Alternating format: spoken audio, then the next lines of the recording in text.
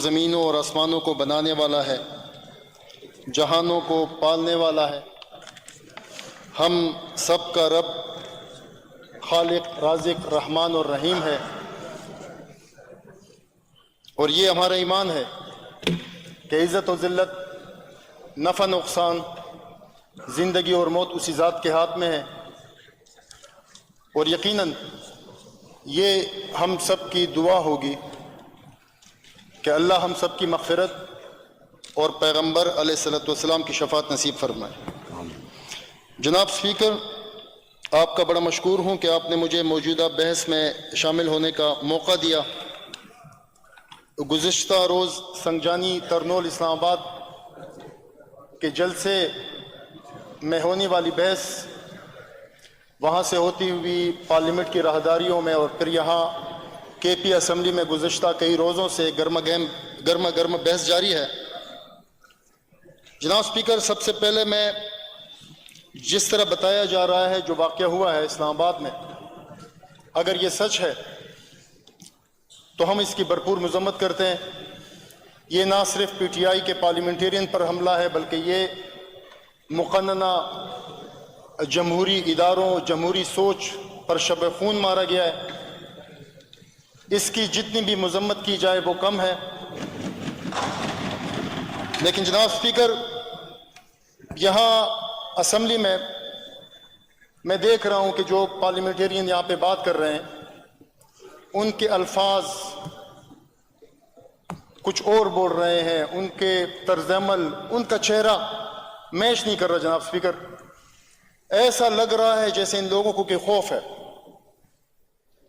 کوئی ایسا خوف لاحق ہے ان کو، یا کسی کی خواہش پر یہ یہاں پر ڈیبیٹ کی جا رہی ہے، کسی کو خوش کرنے کے لیے بات کی جا رہی ہے۔ جناب اسپیکر، اگر حکومت یہ سمجھتی ہے کہ ان کے ساتھ زیادتی ہوئی ہے، اپوزیشن بھرپور انداز میں ان کے ساتھ ہر میدان پر کھڑی ہوگی، ہم بھرپور انداز میں ان کی آواز میں اپنی آواز شامل کریں گے۔ جناب اسپیکر، لیکن تھوڑا سا کیونکہ یہاں پہ اس بحث کو لاحاصل نہیں جانا چاہیے، کے پی اسمبلی میں ہونے والی ڈیبیٹ کسی انجام پر پہنچنی چاہیے۔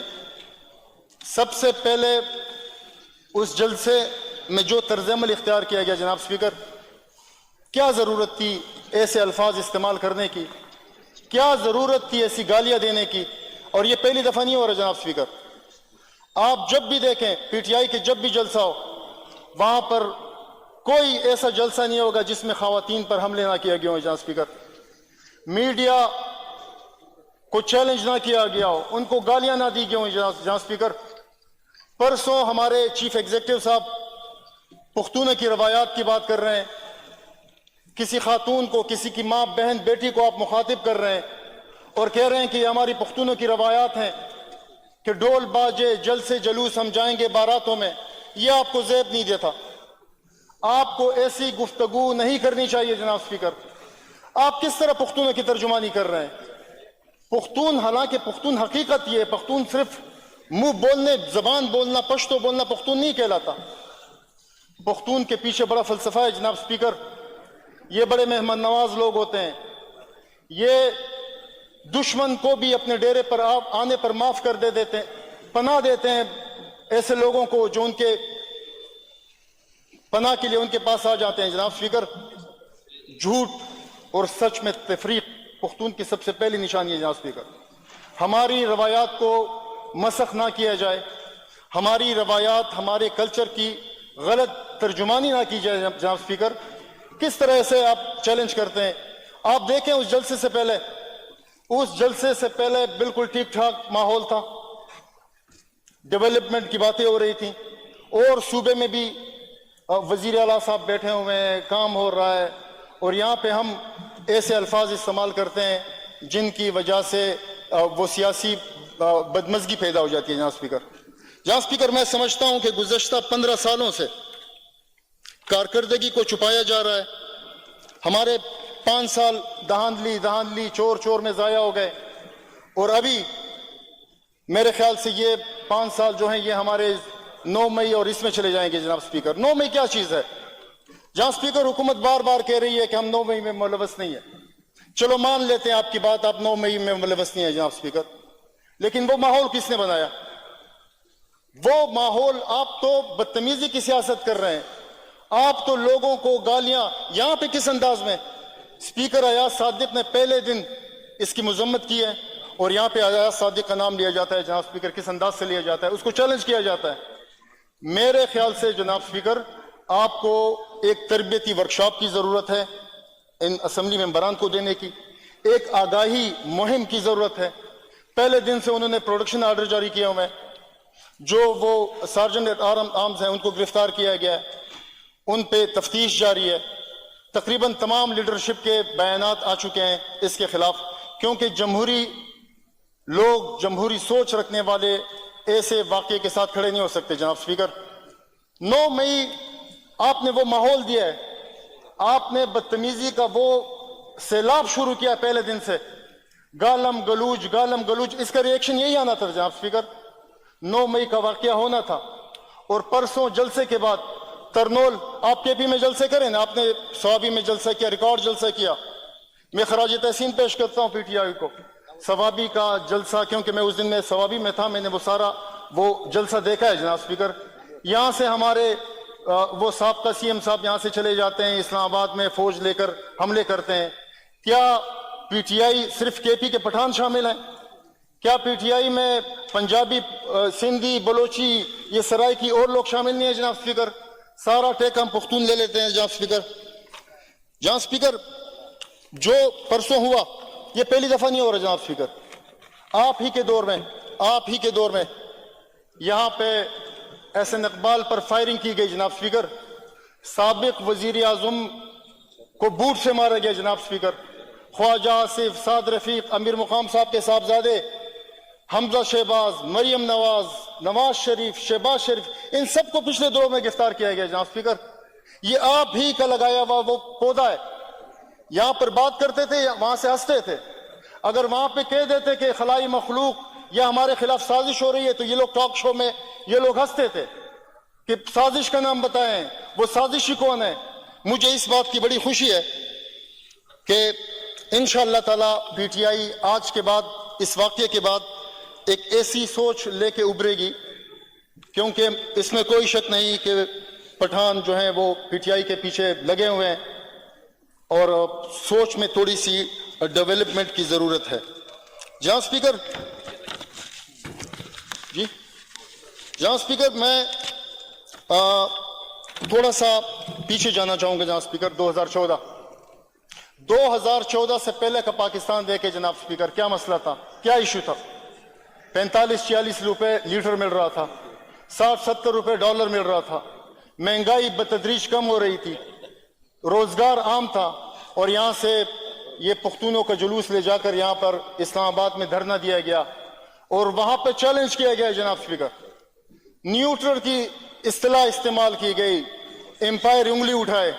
آپ لوگ وہ دعوت دینے میں شامل ہیں ان لوگوں کو، ان طاقتوں کو، آپ کہتے تھے کہ آپ آئیں مداخلت کریں، میں سیاست میں مداخلت کریں۔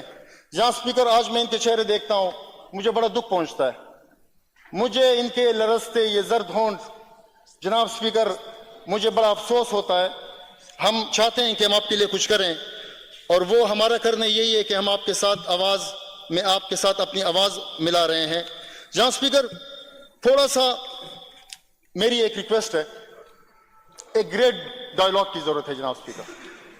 جو پچھلے دور میں میاں محمد نواز شریف صاحب سابق وزیر اعظم نے کہا تھا کہ گریٹ ڈائیلاگ کی ضرورت ہے، اور اس میں تمام اداروں، تمام پارٹیوں، عدلیہ، سب کو اس میں شرکت کرنی چاہیے، اپنی غلطیوں کو تسلیم کرنا ہوگا، تب کہیں جا کر اس ملک کو آگے لے جایا جا سکے گا جناب اسپیکر۔ میں تھوڑی سی جو الفاظ یہاں پہ استعمال کیے جا رہے ہیں، یہ آج کا پاکستان کا ترقی پذیر ملکوں کا سب سے بڑا المیہ یہی ہے جناب اسپیکر۔ اینٹی اسٹیبلشمنٹ یہاں کا مقبول ترین نعرہ ہے جناب اسپیکر۔ اینٹی اسٹیبلشمنٹ مقبولیت کے، اگر آپ اس چیز پہ ڈیبیٹ کریں، پوری دنیا آپ کو پسند کرتی ہے جناب اسپیکر۔ یہ ہمارا المیہ ہے یا ہماری بدنصیبی ہے یا کیا کہوں میں اس کو جناب اسپیکر؟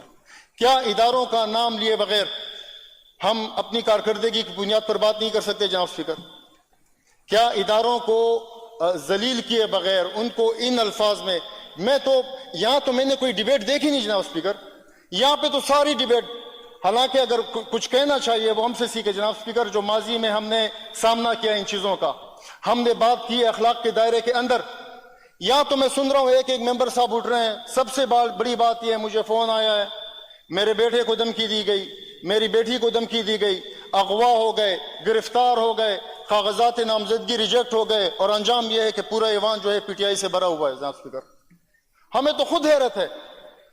یہ تو بڑا ایزی تھا کہ مطلب ان کے کاغذات مسترد کر دیے جاتے، یا جو فارم 47 کا شور ہو رہا ہے، یہ تو ساری ایوان ان سے بھرا ہوا ہے جناب اسپیکر.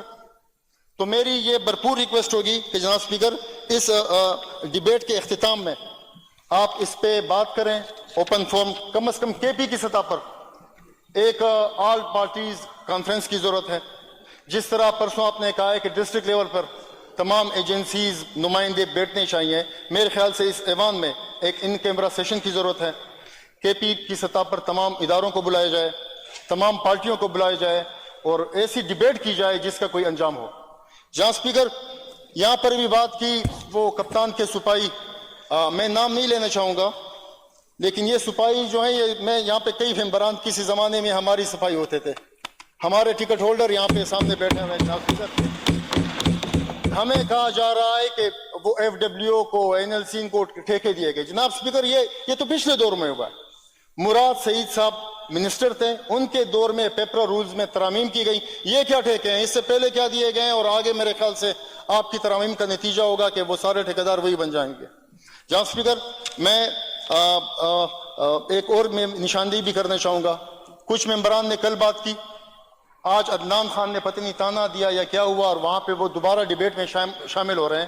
تو میرے خیال سے اس چیز کی ضرورت نہیں ہے. سب کو ڈیبیٹ کا حق ہے، ایک دفعہ اس بحث میں شامل ہونا چاہیے. یہ نہیں کہ ان کو کوئی بات یاد آ رہی ہے اور وہ دوبارہ ڈیبیٹ کا حصہ بن رہے ہیں. تو میرے خیال سے جناب اسپیکر اس سے بچیں. میں آپ کا بڑا مشکور ہوں کہ آپ نے مجھے اس بحث میں شامل ہونے کا موقع دیا. میں آپ کو جس طرح میں وہ کہا جا رہا ہے کہ بار بار کہ اسپیکر صاحب آپ ٹائم دے رہے ہیں، ٹائم. اسپیکر صاحب ہم آپ کا بڑا احترام کرتے ہیں اور ہم آپ کا احترام کریں گے، آپ اس لائق ہیں. لیکن جہاں اسپیکر ہم بدتمیزی نہیں کرتے. ہم تو یہاں پہ کھڑے ہو جاتے ہیں اور آپ سے ریکویسٹ کرتے ہیں، ٹائم مانگتے ہیں. آپ کی شکریہ کہ آپ ہمیں ٹائم دیتے ہیں. بہت شکریہ. Thank you.